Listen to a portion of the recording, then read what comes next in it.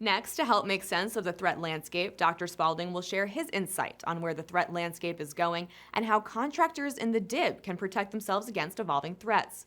Dr. Spalding is a retired brigadier general with the U.S. Air Force and currently serves as the CEO of Sempre AI, which secures America's critical infrastructure. He previously served as senior director at the White House National Security Council and has held senior leadership positions within the Defense and State Departments for more than 26 years. Thank you for joining us today, Dr. Spalding.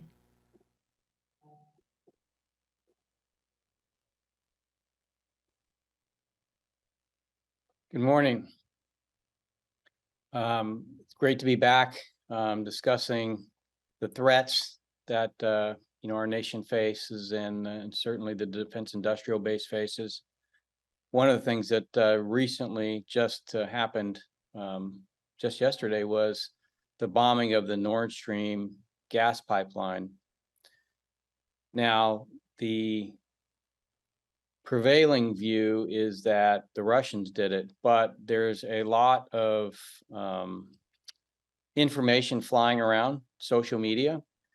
And certainly when you look at what has happened since the beginning of the coronavirus, there's been a decline in trust in institutions, both domestic and international. Much of that was caused by the shifting policy positions of many countries in the free world. It's important to note that most of those policies followed the Chinese Communist Party, and the Chinese Communist Party certainly exerted a lot of influence on international institutions as well as domestic institutions, as well as the pharmaceutical industry throughout the coronavirus, and continues to do so. That has created pushback in free societies around the world.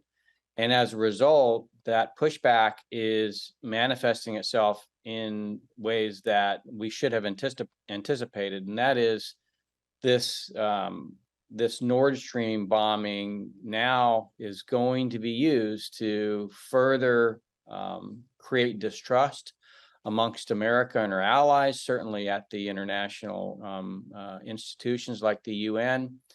It'll result in a further decline in the credibility of the United States. So what does all that mean? Well, it means, quite frankly, that we're solidifying our entry into the second Cold War.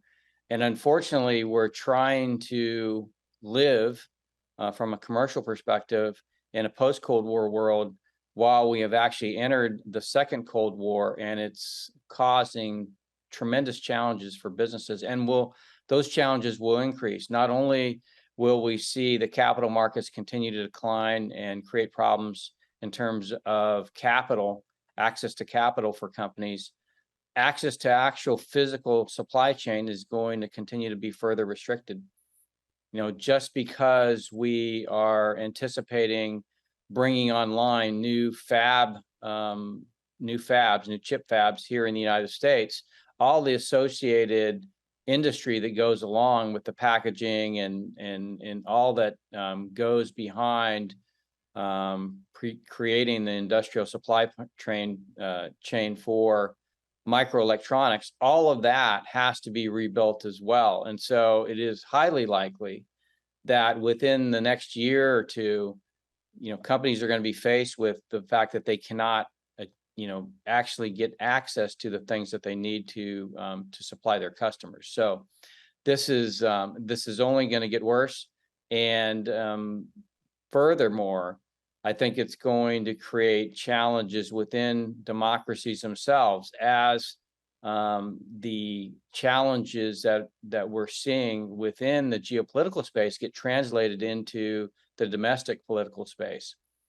Warfare is changing. It's morphing into the day-to-day. And so the media, social media, the corporate sector, the financial sector is being bombarded every single day with information and misinformation.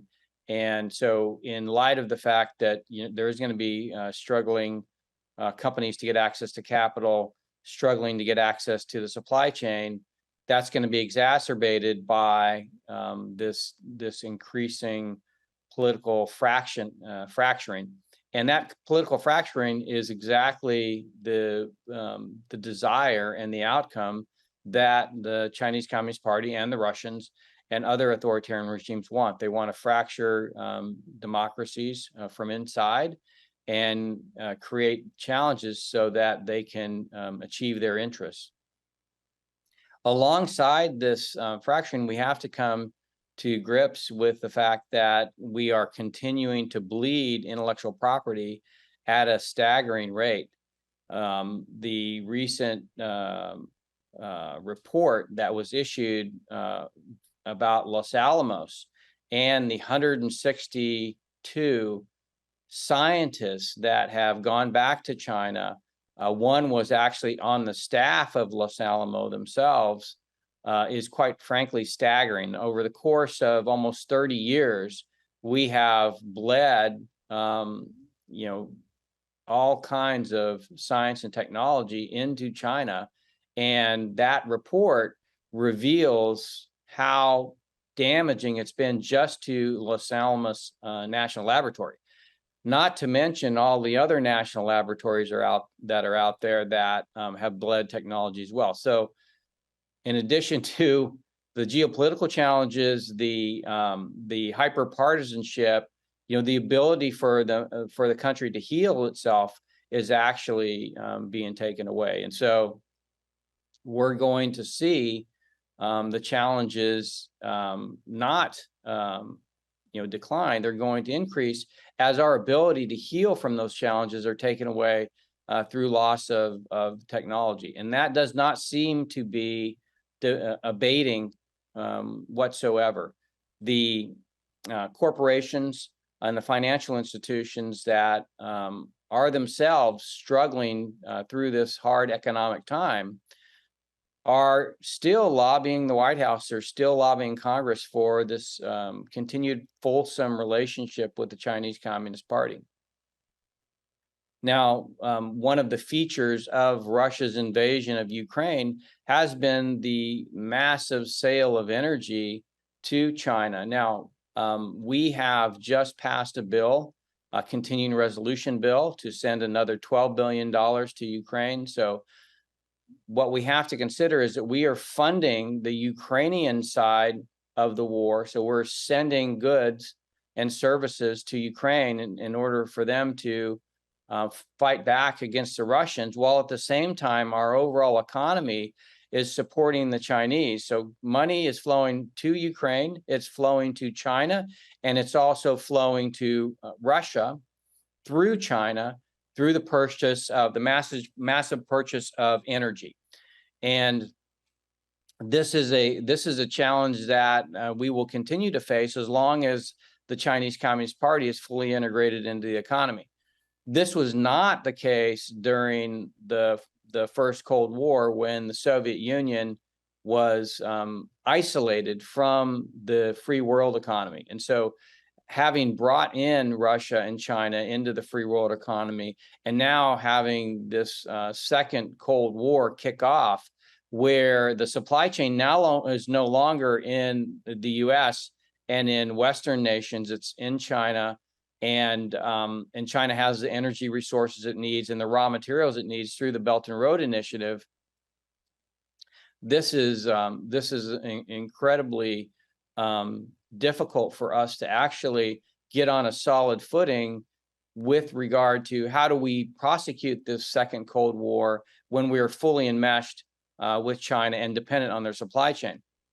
This was recently brought to light how important the Chinese supply chain is, with the recent announcement that because of the COVID restrictions and the lack of return by expatriates in China, that more and more of the recent iPhone 14 components are actually being supplied directly from engineers in China. And so now we're starting to see consumer goods that increasingly China is owning a larger and larger portion of. This should not be a surprise. One of the goals of the coronavirus for the Chinese Communist Party was to strengthen their hold over the supply chain. So while I think everybody acknowledges that Xi Jinping's effort at zero COVID in China is having very damaging effects on the Chinese economy. At the same time, it is enabling, through that report regarding Apple iPhones, it's enabling China to grab a ever stronger position within the global supply chain. Now, companies like Apple are making moves to move their manufacturing. They're now manufacturing in India, but still, the vast majority of things are manufactured in China, to include, for example, pharmaceuticals. So as this Cold War continues to deepen, one of the things that we're going to have to come to grips with is, if there is, for instance, a conflict in China, say between China and Taiwan, and the United States and its allies seeks to react by imposing sanctions on China, then the likely outcome of those sanctions would be counter sanctions, but not financial in nature, actually supply chain related. What does this mean to the average American? Access to antibiotics, common medicinals like ibuprofen.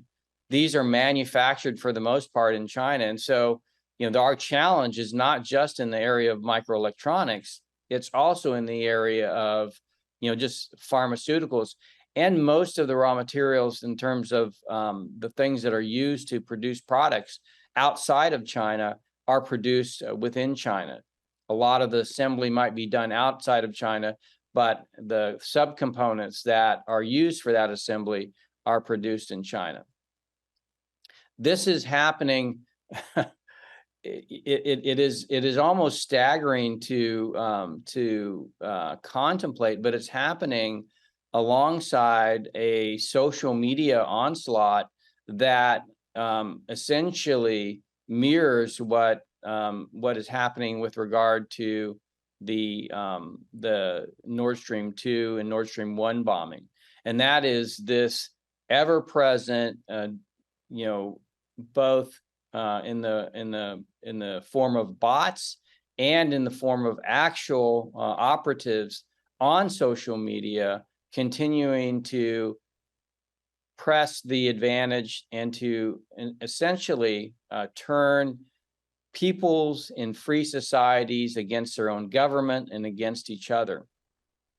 The recent discussions with regard to TikTok, which have broken down now, and unfortunately, while the Trump administration did try to get rid of TikTok in the United States, like India has already, it's struggled with this, the fact that the Chinese are completely embedded into our international economy. And so it becomes very difficult to argue that a social media platform like TikTok should be banned in the United States when it is put up as an equivalent to, say, a Twitter or a Facebook. And that is precisely the goal of the Chinese Communist Party, is to set up false equivalencies for not only companies that are like TikTok, that are popular in the English language, but also for other applications like WeChat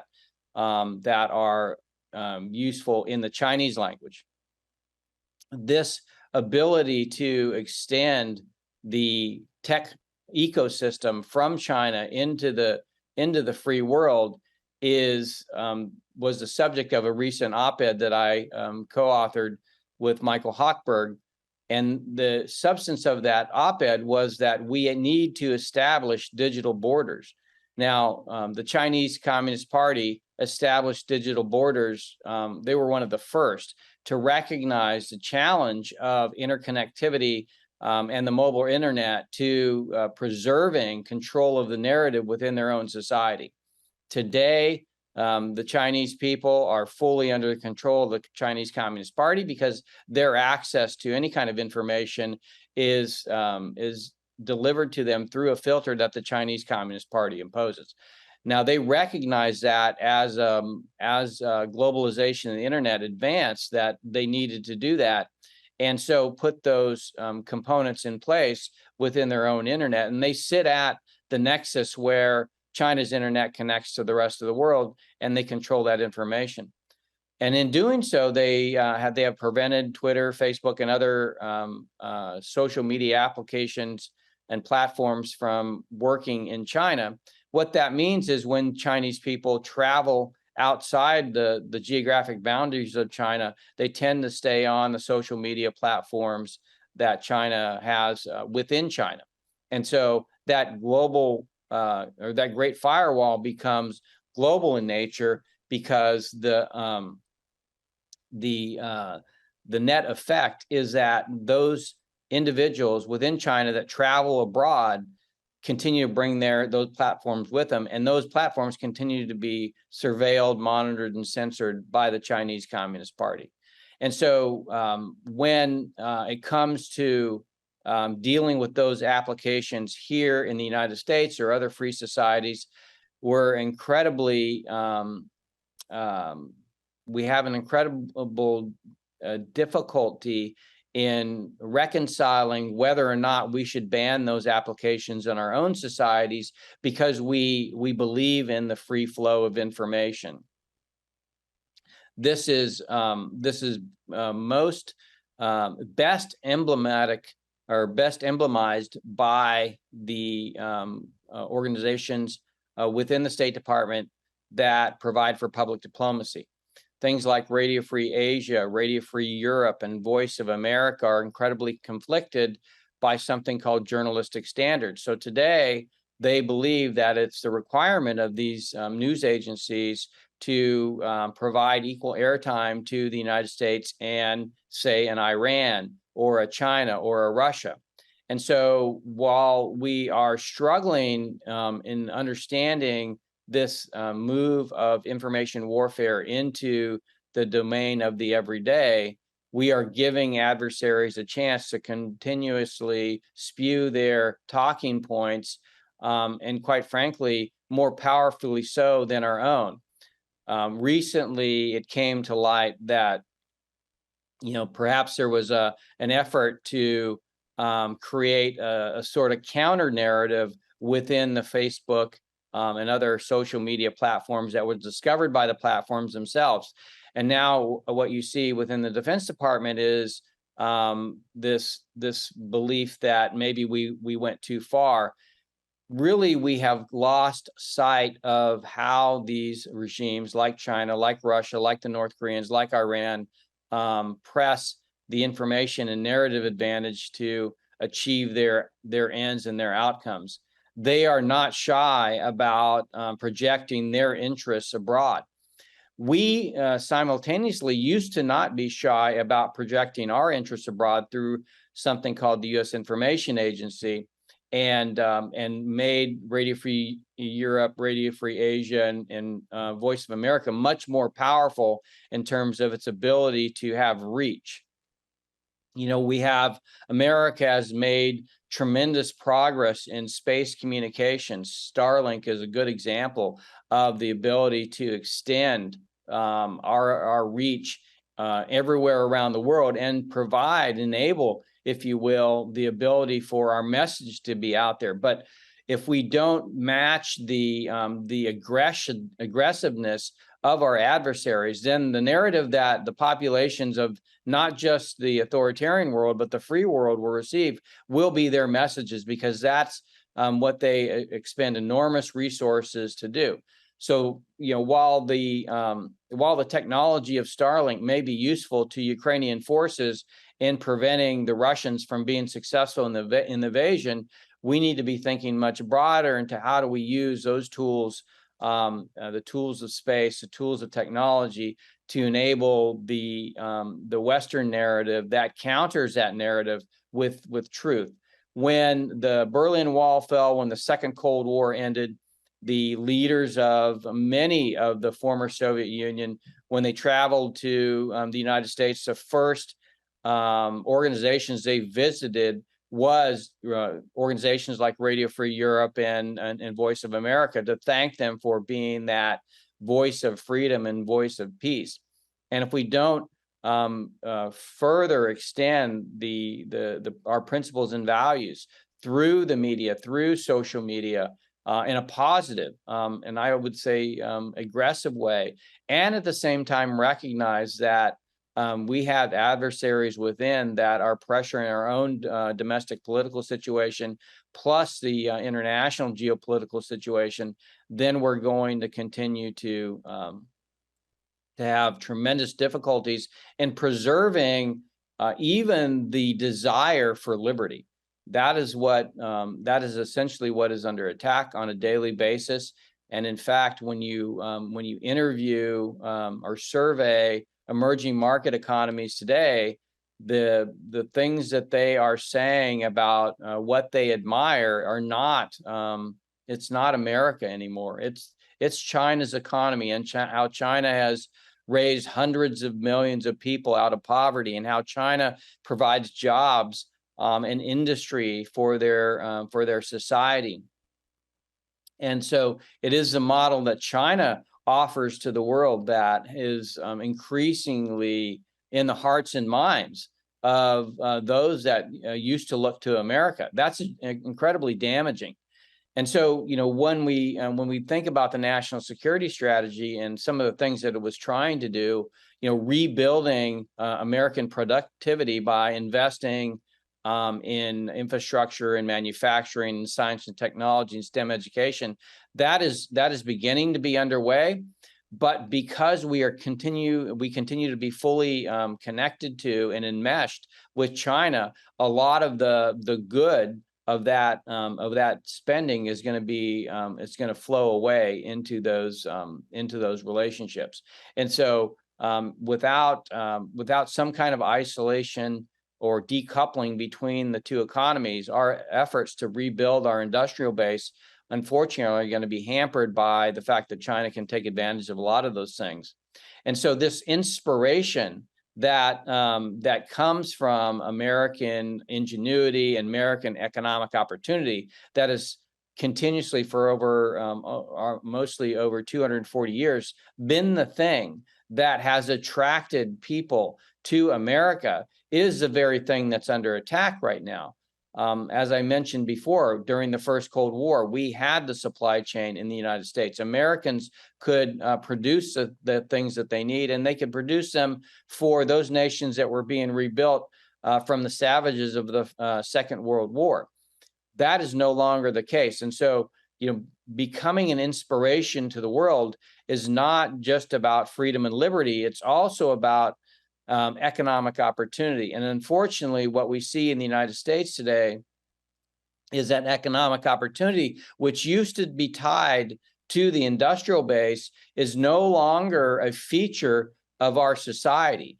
And in fact, we have to reconcile that many in our population who used to be employed in manufacturing, you never found steady employment after the loss of our industrial base.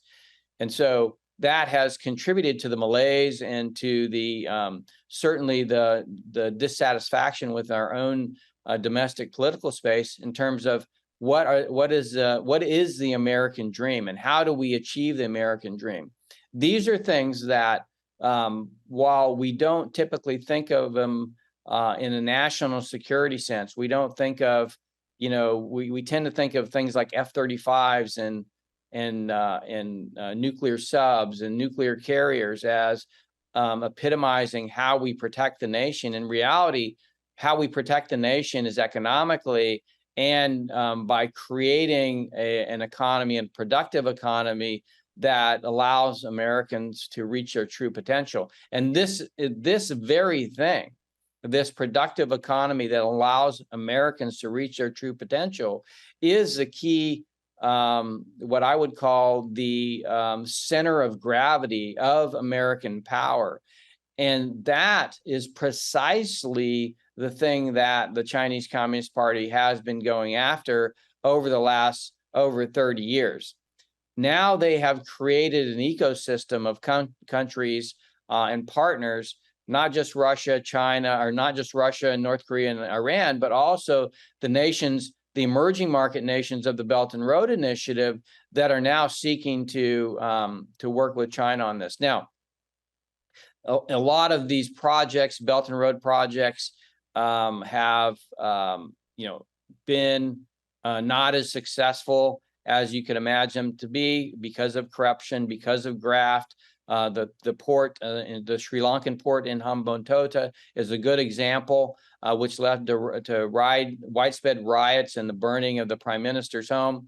These are not emblematic, though, of the continuing pace of the Chinese Communist Party's effort to solidify their control over the nation's political control over the nations of the Belt and Road Initiative. And that political control isn't direct in the same nature that the Soviet Union exerted direct control over the former Soviet states. It is more a relationship of control where the elites of these countries are financially beholden to the Chinese Communist Party, and therefore are more likely to create outcomes that favor the China's interests. And this is the beauty of the China model. It is not to, like the Soviet Union, create a system that is completely structured in sort of a top-down manner, but has elements of top-down and bottom-up. And the bottom-up portion is allowed to flourish so long as it doesn't create a challenge for the top-down portion. And we see that in many areas. The biggest area that we've seen it recently is in the tech industry. And so in China, the tech industry in China has come under tremendous pressure by the Chinese government because they have essentially tried to, the Chinese government, the Chinese Communist Party has tried to bring the tech companies to heel. We've seen companies like Didi Tacho, which was the counterpoint to Uber, being severely fined. And we've seen other companies like Ant Financial not be able to do their IPOs. We've seen, I've looked at, for instance, the stock price of Alibaba. It's probably down 3 times what its value was a year ago. So this impact to the tech companies is a result of the top down finally going after the bottom up of China's tech industry to ensure that it complies with the interests of the Chinese Communist Party, which is primarily what the Chinese Communist Party does. So this will continue to feature as Xi Jinping comes through the third party Congress. Xi Jinping will be, I know there was speculation that there had been a coup. This is very similar to when he was originally brought into power. He disappeared for 2 weeks, and people at that time thought that he had suffered a coup. Unfortunately, that's not the case, and he will be crowned, in essence, leader for life within China after this party Congress that's going on in October, and then through that, China will be emboldened, I believe, to look at things like Taiwan. So while the fabs that are going on in Arizona will take a couple years to be built, it is highly likely that we could see an invasion of Taiwan within the next, say, 24 months. And in that 24 months, the loss of much of the semiconductor supply chain to the West as the two sides continue to fracture. This is a challenge that we're going to have to deal with, and I don't think it's one that we are prepared. Finally, I think that when we think of the world today, and in particular, our place within it, it is going to have to be the case, at least for the near term, that we accept the fact that we are in a world where we are not necessarily the biggest gorilla on the block anymore. Certainly not from an economic or financial perspective, particularly where the supply chain is concerned. But even increasingly from a geopolitical perspective, And we are going to struggle to get our own interests met in international fora like the United Nations, the World Trade Organization, or the World Health Organization. It is not sufficient for the United States to be on the side of right. It is also important that the United States has the economic and financial wherewithal to has created those connections with our allies and partners where they see that they are vested in the success of the United States. To the extent that they are no longer vested in the success of the United States, then we're going to see a big challenge in terms of our ability to continue to drive our interests in those international fora. At the same time, you see the Chinese Communist Party quite able to get their interests met, and increasingly the Russians alongside of them. And more importantly, not only are they, from a geopolitical perspective, able to begin to maneuver these institutions in the direction that they want to go, but also the individuals who are chosen to lead significant areas of those institutions continue to be, placed there by China and her partners. So a good example here is Tedros in the World Health Organization. So that economic and financial might, that beacon of light for economic opportunity that the United States used to use to be an attractive magnet for the rest of the world, is no longer helping us on the international stage. That has to be also put up alongside the fact that our ability to militarily be dominant in particularly the Indo-Pacific region is tremendously challenged. And I would say that today, America is not the main military power in the Indo-Pacific. It's actually China. Now, there was a shift during the second offset where the United States began to move ahead of the Soviet Union in terms of conventional capability.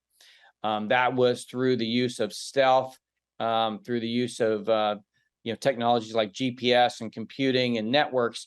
This was all brought to bear for the first time during the first Gulf War. So, as this military shift was happening, this incredible balance of power between the massive conventional might of the Soviet Union and the technologically superior military might of the United States, it happened, and it was a fact for decades before the first shot was fired. And so I think it's something that we are having a hard time coming to grips with here in the United States, is the fact that this has happened. It likely happened a decade ago, and not just in terms of technological superiority, but just massive forces in the region. The United States no longer has a predominance of power within the Indo-Pacific in terms of military power, whether it's rockets or missiles, or just the massive now Navy that China's put out, that's even larger than the U.S. Navy. I think we're going to have the hypersonic missiles, tremendous technological gains that the Chinese have made landing on the dark side of the moon. These are all things that, as this technology superiority and mass of fires superiority on certainly China's side of the strait, we have to come to grips with that has given them the advantage in the Indo-Pacific. This is not something that is going to be well received by our allies and partners when and if a Taiwan scenario develops. So we're going to have to reconcile the fact that we're not going to be able to get to Taiwan fast enough. And even if we could get to Taiwan fast enough, we're not going to be equipped enough to slow the onslaught of the Chinese Communist Party onto that objective. They just have too much, and they're too technologically superior in that region. And so what does that mean for the United States, and how do we prepare? one of the what we have been focused on quite heavily is how do we create that conventional overmatch, which will allow us to defend Taiwan and really create such a insurmountable cost to the Chinese Communist Party that they won't even attempt it. And I think that's the challenge that the Soviet Union entered during the first Cold War. They spent 40% of their GDP. Now, we spend far less of our GDP on defense today, but the amount that we spend on it is money that we are not spending on building our infrastructure, our science and technology. And because of this close connection to China, we continue to bleed that technology, talent, and capital to China. And so, our challenge now is the fact that we are attempting to restore some kind of conventional military balance in the Indo-Pacific to ensure that we have the ability to really respond to Taiwan. That is going to continue to tax our economy in terms of, rather than focusing on making our economy more productive and responsive, providing for the American dream for the American people, we're going to be focused on buying the goods and services that allow us to compete militarily in the Pacific. That's an economic problem that we are going to have to reconcile, because we cannot do that and actually rebuild the country economically.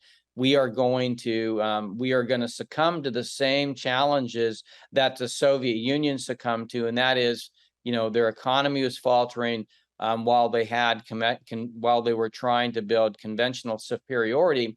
And because of the science and technological disadvantage we have with regard to China now, particularly in things like quantum and artificial intelligence, it's a fool's errand. And so we have to begin to take a step back and recognize that the money we spend today is going to buy security tomorrow. And it's not money that's going to be that should be spent on conventional overmatch in the Indo-Pacific. Rather, we should rely heavily on strategic nuclear weapons for deterrence and begin to build our economy so that we are that beacon of hope for the rest of the world going forward. So it's a much different strategy than we have been used to in the post-Cold War era. We've been used to being able to deploy when we want, where we want, to create whatever military effect we want. That is no longer within the art of the possible, particularly within the Indo-Pacific and increasingly elsewhere around the United States, as each area of the world becomes more and more challenged. So we're going to have to go back to a playbook that we used before, and it's a playbook that we know well, and one that we ran well during the first Cold War. There is a great memoir by a gentleman named Lieutenant General Glenn Kent. Lieutenant General Glenn Kent was a mathematician, retired 3-star, who was asked by the Secretary of Defense to understand the competition, the missile competition with the Soviet Union. What could we do militarily to protect the American people? The memoir, which was put out by Rand Corporation, Dave Ochmanek, who does a lot of work in understanding, for instance, the balance of power in the Indo-Pacific, helped him write it. And that memoir really talks about the analysis, the numerical analysis that Lieutenant General Glenn Kent, at that time a 1-star, undertook to understand, what is the right path to proceed on with regard to how do we defend ourselves against the Soviet Union. He talks about in that memoir looking at the throw weight of an ICBM and the cost differential in protecting ourselves versus the adversary. So what he discovered in I believe it was 1968 was that would cost around $23 billion in 1968 terms to protect 70% of the population. But in order to protect 90% of the population in the United States from a ICBM attack from the Soviet Union, it would take 6 times that cost.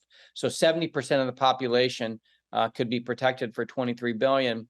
But unfortunately, what he also found was for every dollar of ICBM that the Soviet Union added, it would require $6 of defense on the for a missile shield for the United States in order to counter that. And so basically, he discovered using mathematics that the any strategy that was designed to defend the United States from nuclear attack was economically infeasible for the United States. In other words, in trying to protect ourselves from the threat of nuclear weapons using technology in a defensive nature, that we would bankrupt the economy.